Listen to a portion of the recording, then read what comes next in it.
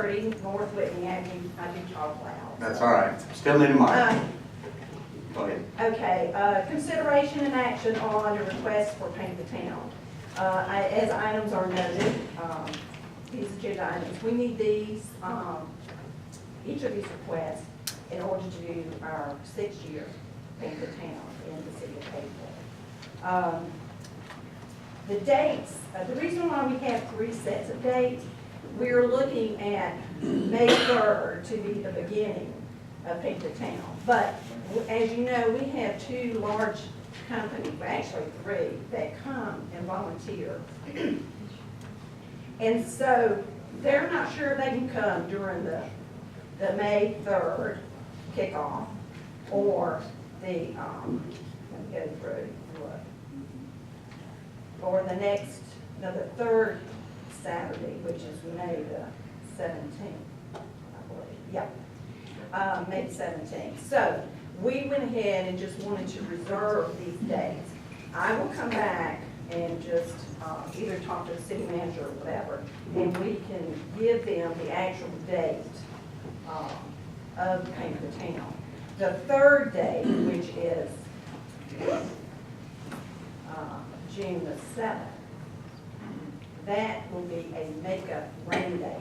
As you know, we had a lot of rain in 2017. And so we had to keep making up and doing it on our own.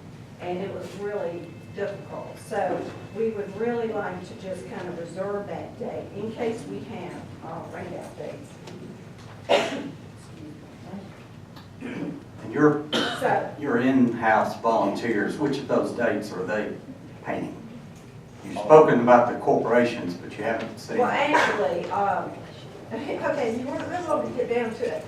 Our main, Just one date. well, I mean, we're looking at May 3rd. I mean, Okay. all of these dates are important at this point, okay? Okay. So we usually kick off on a Saturday, which is one large corporation and volunteers from the city of Hapeville, such as Hapeville Cares, Clean and Beautiful, and a few others, Team Calky, and ACOM. So that weekend. So that would be, we really are trying to, do that date, May the 3rd through Thursday, May the 10th. Okay. But, if the corporations right now that I have requested, they're working it out because one actually shuts down. So, they're the driving force to our volunteering. So we're waiting to get that answer. We're hoping May the 3rd, but if not, it will be May the 17th.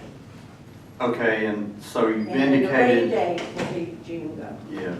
7th. because of the request for the police department and others, you intend to firm those or confirm those dates? Yeah, actually, I'm hoping to, this is 22nd, so I'm hoping that by the first week of March, I will have a definite, as I have done in the previous years. So, this is just tentatively because I want to go ahead and do the request to the city through the council. So I just put those dates, but I am going to definitely let y'all know by the first week of March. So then, the other dates, if we do it May the 3rd, we will not do kickoff May the 17th through May the 24th. So in case, as we get down, if anybody needs the carriage house or any of that, or the police force, everybody will know that Paint the Town will be either May 3rd. I'll let everybody know. Okay, Excuse me. thank you. Getting over a cold. Okay, so that's, you understand? Yeah, I'm with you. Okay, then the police officer, that's just a request that we do need to have the presence of that because we have had things stolen during the event. And we have people that come out with their cars and stuff like that. So I just want to make sure, and I usually give to all the department heads a list of the addresses or where any volunteers will be. So just would like to request that. And the request for tables is mainly for the site areas for volunteers. We just need a table so they won't sit on the ground when we have lunches provided. Okay? And y'all always, usually do that. Then, of course, this to display our town, I paint the town banners, and I do two that go on the Jess Lucas fence. And it's on the neck. I kind of was specific here. We would not just obstruct the view of the church. It would be on the, if you're facing the church, it would be on the right side. So when people come across the road tracks, they'll be able to see it. And then the request of yard signs, you have to paint the town throughout the community. And then last but not least is to request sponsorship of $500 to help with the expense of the t-shirts. We have become very sustainable, but we do request sponsorship because we are doing a revitalization program for the city, and we would like to request that. Okay, does council, while Ms. Ari is still at the podium, does council have questions? I think it's a perfect idea. I think from a larger strategic view down the road, and this isn't just related only to Paint the Town, but any other sort of civic organization that's coming forward, I think it'll be and sort of this is directed towards you and the city staff, I think it would be beholden upon us to be using these funds for such good programs as this. In the future, maybe we could take an approach where we look at how much money we've given to civic organizations annually and then sort of increase that by a certain percentage each year.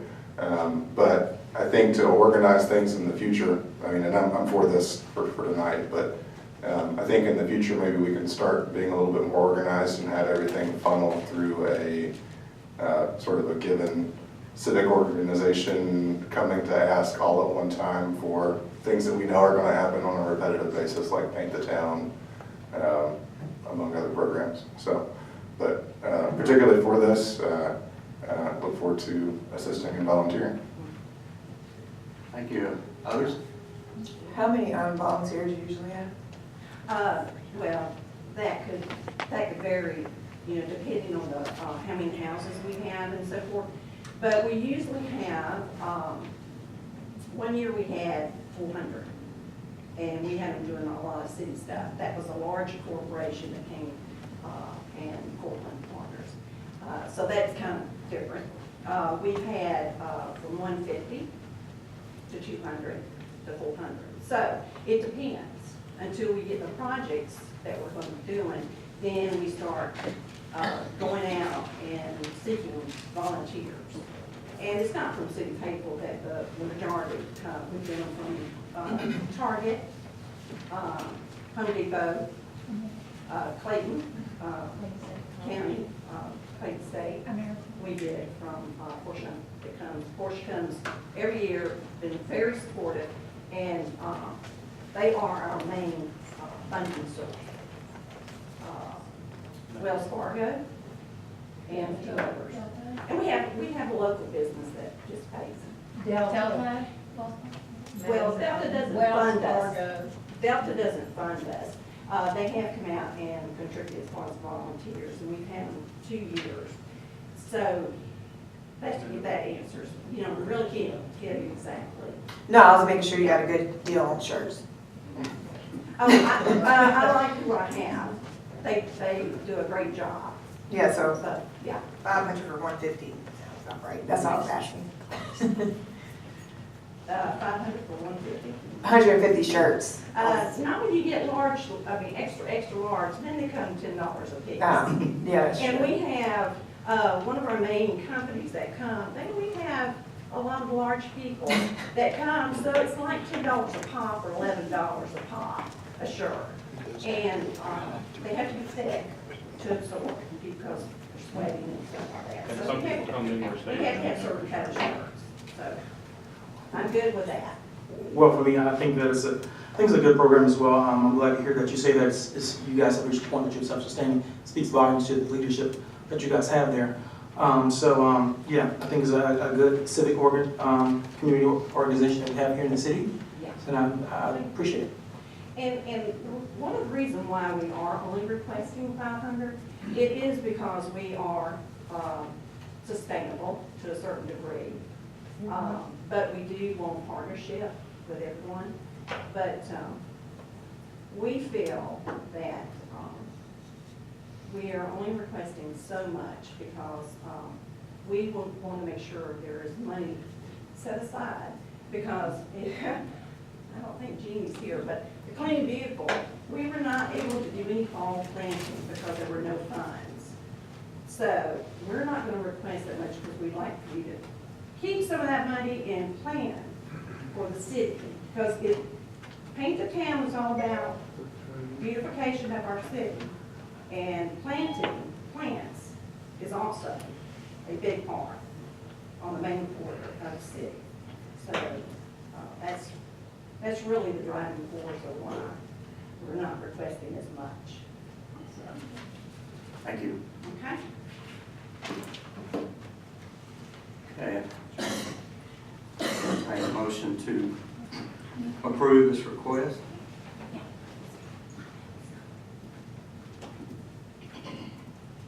Make a motion to approve this request of $500. This request from Paint the Town.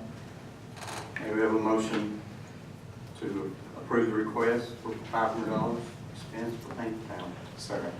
Motion and a second. Any other comments or questions? All those in favor of the motion, please indicate by raising your right hand. Motion carries 3-0. Thank you, and thank you, Ms. Murray. At this time, we have our city manager report. Yes, I've got a couple of announcements. My big announcement got kind of stolen. But we did win a $70,000 grant with a $17,000 match for LCI, for roundabout design and study, so that's excellent. Also, a couple of things. This Friday, we have our Southern Circuit Film Series at 6 p.m. It starts, and so we're looking forward to that. Also, this Thursday through Saturday, we're hosting the GRPA District 4 Boys Basketball Tournament in the 8 and 14-year-old divisions. So that's my report. Thank you. Thank you, Tim. At this time, we will have general public comments. And since I've been starting on my left, I'm going to start on my right.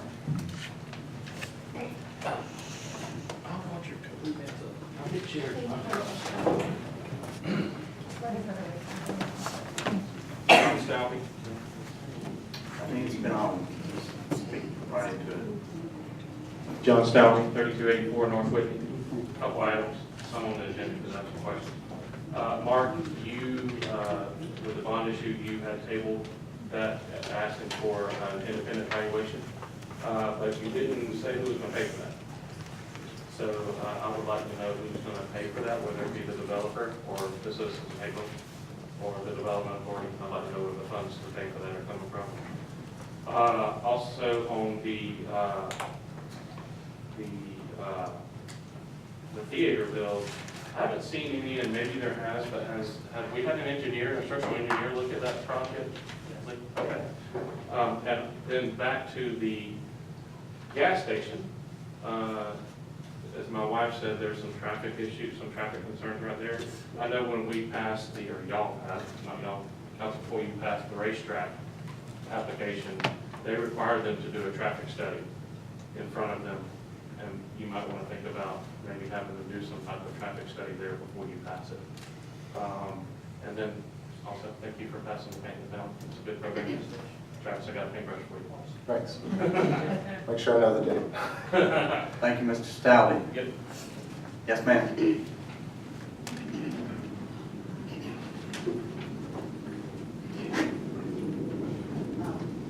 Go ahead and repeat. Linda Murray. 3330 Northwood Avenue. I'm not one to really do a lot of complaining and everything, but, and I like Arches Brewery. However, I've called the police station several times, and this has been going on for months. But, and you know, they entertain and everything in the back. Well, there are residential houses that is right up against their property is right up against their fence right there. They have bands, they have music going on. And I know, I think it's, what time is it, 10, 11 o'clock? They're supposed to stop. But it is, sometimes it starts at 5 o'clock and it goes on all night long. It just so happens my house, the lawn, backyard, is kind of not directly behind it, but right there. It is loud, it's irritating when they do it Thursday, Friday, Saturday. You can't go out in your backyard, you can't be in your house without hearing the constant band and music. And I know that a couple of years ago, we had the problem with the club that was 2 doors, 3 doors down, and they just opened up their back door, and that was when the music was coming out. But this is constant outside entertaining, and I don't know if the police department has gotten calls about it, but it's become a real problem. And so I just wanted to kind of bring that to your attention and follow up. Thank you. Chief Second's not here, but, okay. Anyone else on my right?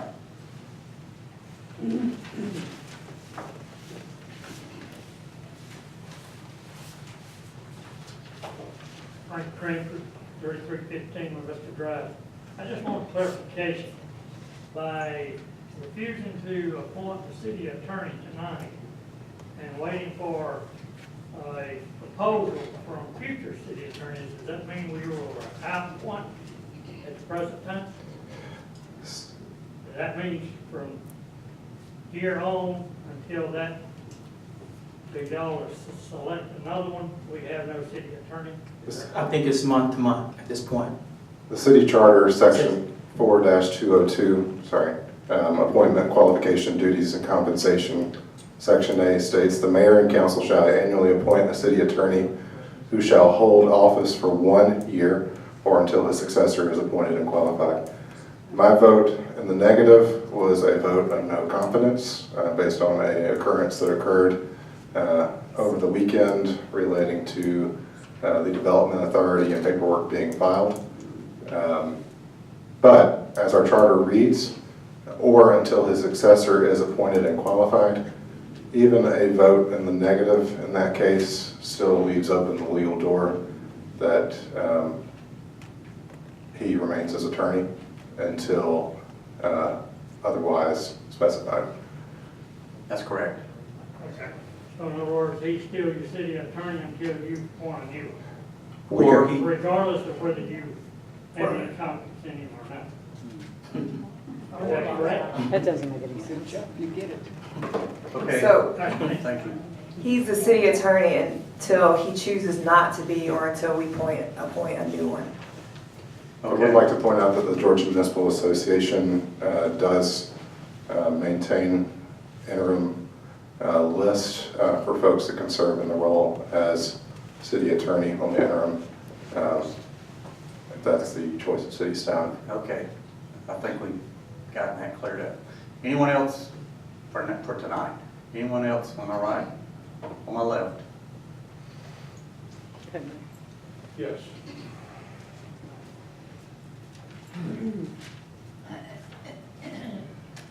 All right, I'll try this again. Blair Mark, 701 Campbell Circle. I just wanted to ask, on the previous council meeting, that was given out a green information, and one of the things that had on there was that there was going to be a charrette today at 5 o'clock discussing improvements on North Central Avenue. What happened to it? That was a typo in that, that's actually gonna be next month, the 20th of March. When did y'all realize it was a typo? Just recently, this month. Okay, so there was, people that wanted to find out what's going on about it. It's coming out in the newsletter and also, it's gonna be on the social letters. Thank you. In regard to the city attorney thing, my question is if there's dissatisfaction with the current attorney, why are we kind of in limbo, or it's not really clear if we're gonna replace him with someone else until sometime in May? I didn't write the charter, so. I mean, there's dissatisfaction, is there something attorney service? Okay, we're into personnel issues here. Before then? That's my question. Okay, Thank you. thank you, Larry. Anyone else on the left? Mark?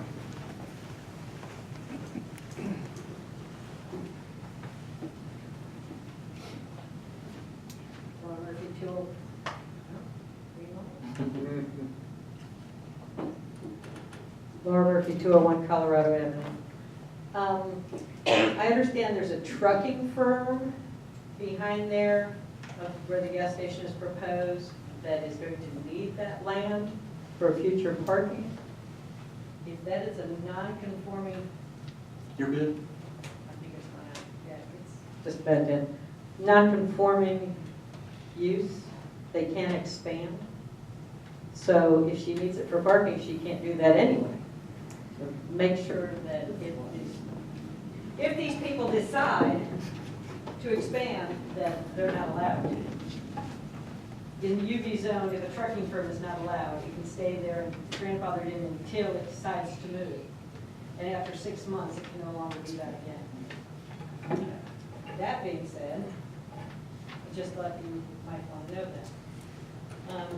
These are some ideas that I had while I was thinking about things, and I just want to welcome all of you to your new jobs.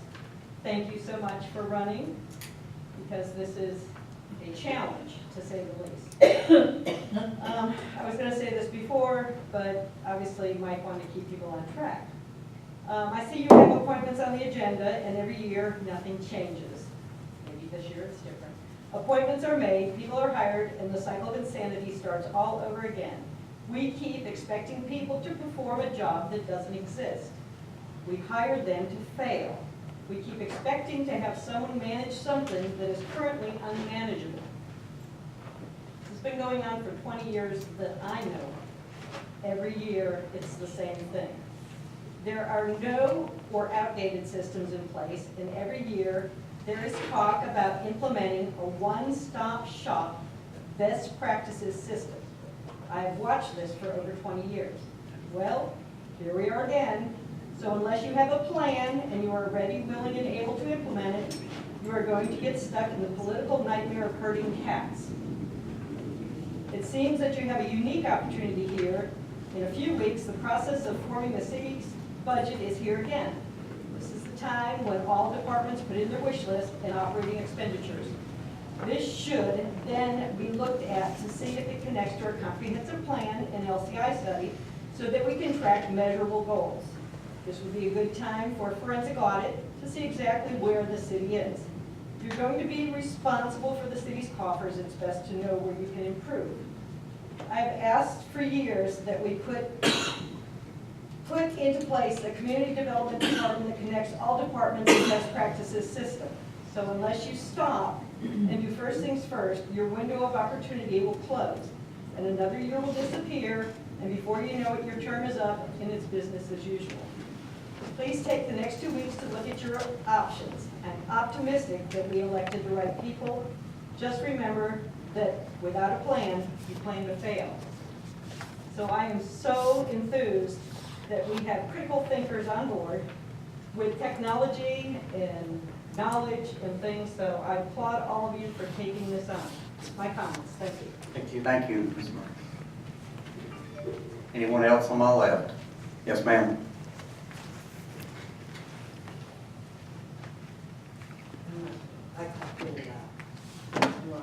I'll hold you to that. Okay, I'm Lauren Fine, Academy Theater, 3382 Colville Avenue. And I just wanted to express my gratitude and thank all of you for your support of the theater.